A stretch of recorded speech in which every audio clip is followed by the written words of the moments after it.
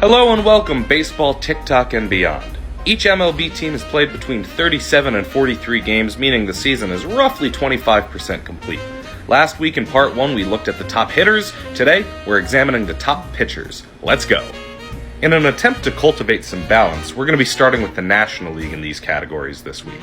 Your top 5 in strikeouts are Kyle Wright, Max Scherzer, Carlos Rodon, Corbin Burnes, and Aaron Nola.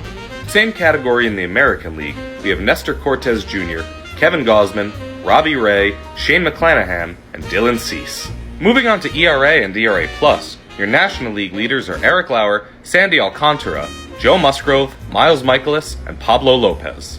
In the American League, it's Nestor Cortes Jr., Martin Perez, Alek Manoah, Michael Kopech, and Justin Verlander.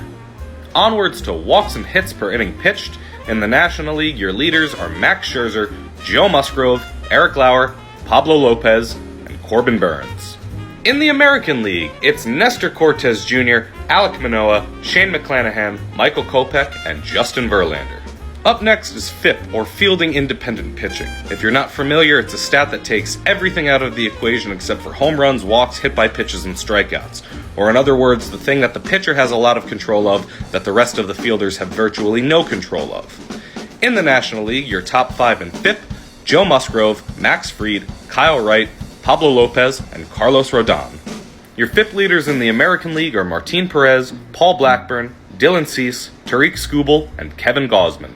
Last but certainly not least, your National League WAR leaders among pitchers, Miles Mikolas, Sandy Alcantara, Zach Gallen, Keegan Thompson, and Pablo Lopez. In the American League, Nestor Cortes Jr. and Martin Perez are tied for 5th, with Alek Manoah and Paul Blackburn above them, and Justin Verlander and Michael Kopech tied for 1st. As far as a way too early examination as who might win the Cy Young Awards, well, in the National League, it's still a pretty wide open race with guys like Max Scherzer, Carlos Rodon, Corbin Burnes, a lot of really good pitchers having very good seasons.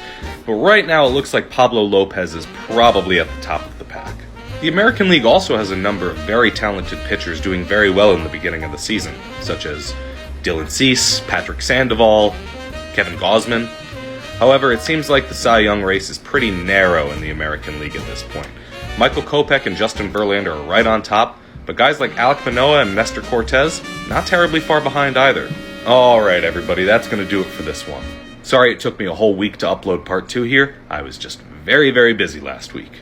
If you enjoyed the content, remember to like and follow, and I'll see you next time.